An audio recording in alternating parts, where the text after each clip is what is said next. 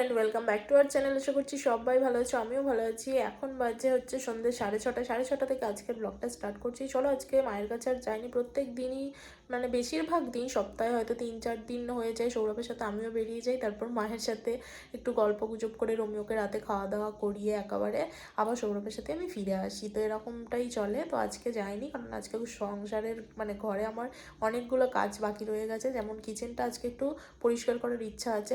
চলো, দেখতে থাকো। এখানে গ্যাসটা মোছা হয়ে গেছে, আর এখানে বাসনগুলো তো চাটানো রয়েছে, ওগুলো তুলে ফেলবার। এখানগুলো পরিষ্কার করা হয়ে গেছে। তো এই যে বেসিনটাও পরিষ্কার করব, সেটা এখন খালি বাকি রয়েছে। এর মধ্যে কালকে আরও একটা পার্সেল এসেছে, আর টেবিলটাও একটুখানি ক্লিন করে নিয়েছি। চলো পার্সেলটা তোমাদেরকে দেখাই। যেহেতু একা ছিলাম সেই জন্য আর ভিডিও করতে করতে রান্নাঘরটা পরিষ্কার করা হয়নি।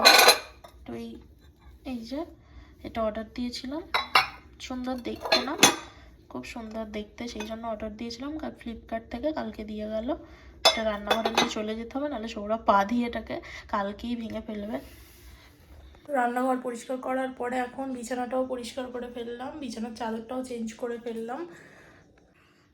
বিছানাটাও পুরো গুছিয়ে ফেলেছি, আর চাদরটাও চেঞ্জ করে দিলাম। চাদরটা সপ্তাহে একদিন করে চেঞ্জ করা হয়। এই যে এই চাদরটা চেঞ্জ করে ফেললাম। এগুলো কালকে সব কাচার জন্য বার করে দিয়েছি। ড্রেসিং টেবিলটাও গোছানো হয়ে গেছে। বিছানা গোছানোর পর আমার উপাসনাকে ঘুম পাড়াতে গিয়েছিলাম, তারপর ঘুম পাড়িয়ে দিয়ে চলে এলাম। এখন সৌরভ এসে গেছে, আমরা খাওয়া দাওয়া করবো। চলো, দেখতে থাকো। এখন বাজে সকাল 6টা। ব্লগটা আবার কন্টিনিউ করছি। সকালে আজকে ঘুমটা ভেঙে গেছে, কাকিমা একটু পরে আসবে। চলো বাইরে যাই, তোমাদেরকে উঠোনে একবার দেখাই। বেগুন গাছে প্রচুর বেগুন হয়েছিল। সব বেগুনগুলো হনুমানে খেয়ে গেছে। মনটা দুদিন খুব খারাপ হয়েছিল যে এতগুলো বেগুন হলো, সব বেগুনই হনুমানে খেয়ে চলে গেল। আবার নতুন করে কিছু ছোট ছোট বেগুন হয়েছে। চলো, দেখতে থাকো। কালকের ব্লগটাই এখন তোমাদের সাথে আবার কন্টিনিউ করছি। চলো উঠোনে বেরোই। আর উঠোনে সকালবেলায় একদম সকালই রোদটা আসে। খুব সকালে বেরোলে, দুদিন মেঘলা ছিল বলে রোদটা আসছিল না। তো আজকে আবার দুদিন মেঘলার পর একটু রোদ উঠেছে, ঝলমলে রোদ, দেখতেও খুব সুন্দর লাগছে। আর তোমাদেরকে এই বেগুন গাছে এর আগে সত্যি তোমাদেরকে ভিডিওতে দেখিয়েছিলাম, অনেক বেগুন হয়েছিল, কিন্তু সব বেগুনই হনুমান খেতে পেরেছে, আমরা খেতে পারিনি।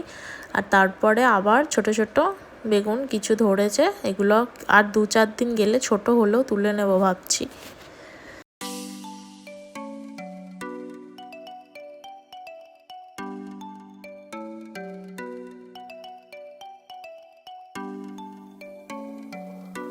এখন চাটা খেলাম, তারপর একটু পরে ব্রেকফাস্ট করব। গোপাল সোনাকে তুলেও এলাম, খেতে দিয়েও এলাম। তারপর ঠাকুরের যা যা বাসন ছিল সেগুলোও ধুয়ে নিলাম। ঠাকুর ঘর তো কাকিমা মুছে দিয়ে গেছে, আর কাকিমার মোছা বাসন মাজা সবই হয়ে গেছে। কাকিমা চলেও গেছে অনেকক্ষণ। আর তারপর এখন স্নান টান একটু পরে করে নেব, তারপর পুজো টুজো দেবো। বুঝতেই পারছো, স্নান টান করে আবার ব্লগটা কন্টিনিউ করছি। স্নান করেছি, শ্যাম্পু করেছি আজকে, সেই জন্য চুলটা এখন আঁচড়াইনি। একটুখানি রোদে দাঁড়িয়েছিলাম। এখন এই রোদটা মানে সহ্য করা যাচ্ছে না, কিন্তু দুদিন মেঘলা ছিল বলে আজকে যে রোদটা বেরিয়েছে, রোদটাকে একটুখানি বেশ ভালোই লাগলো। শ্যাম্পু করেছি, শ্যাম্পু করলে একটুখানি আমি রোদে দাঁড়াই, তো 2-5 মিনিট দাঁড়ালাম, তারপরে আবার চলে এলাম ঘরের মধ্যে। ও ছাদে যাইনি, ছাদে গেলে মানে অতিরিক্ত রোদ। উঠোনে একটুখানি যে জায়গাটায় ছাওয়া মতো রয়েছে, ছাওয়ার পাশে একটু রোদ রয়েছে, ওখানটা একটুখানি দাঁড়িয়ে তারপর চলে এলাম। চুলটা একটু পরে আঁচড়াবো। চলো ঠাকুর ঘরে যাই, পুজোটা সেরে নিই।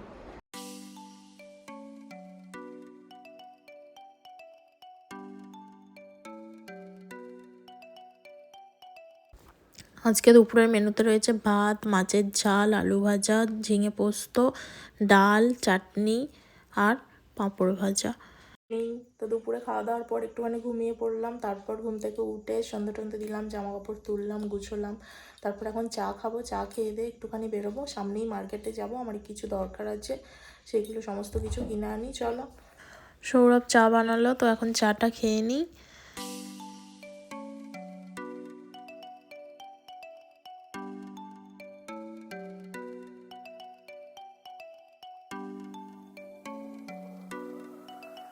তো মার্কেটে গিয়েছিলাম, মার্কেট থেকে একটু আগেই ফিরে এলাম। ট্রেন্ডস থেকে শুধু এই একটা জামাইবাবুর জন্য জামা নিলাম, আর দিদির জন্য একটা পলা আংটি নিয়েছি, সেটাও দেখাবো।